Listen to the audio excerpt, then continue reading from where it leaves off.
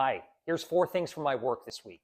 One, I'm the lead Democrat on the Economic Opportunity Subcommittee of the Veterans Affairs Committee in the House. And on Tuesday, we held an oversight hearing on strengthening veteran employment programs.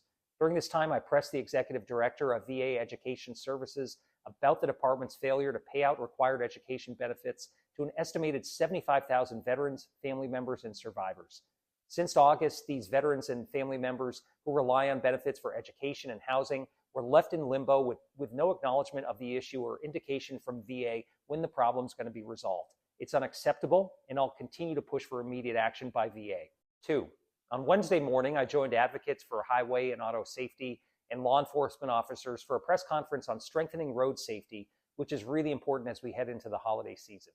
I talked about my work to pass the NDWI Act, bipartisan legislation I lead to combat drunk driving and prevent repeated offenses by establishing a national ignition interlock standard.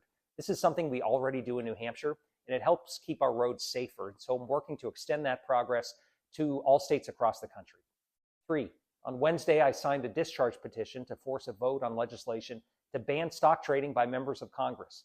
Representing your constituents in Congress should always be about public service and not self-service. But far too many of my colleagues on both sides of the aisle are prolific stock traders who could potentially use inside information to line their own pockets. So I joined this bipartisan effort to stop members from trading so that we can restore trust in Congress and work for the people. Four, the Department of Housing and Urban Development made changes to a program that helps state and local governments and community partners provide services and stable housing to people in need. Now a funding gap they've created could lead to more than 400 Granite Staters out in the cold this winter and without a place to live.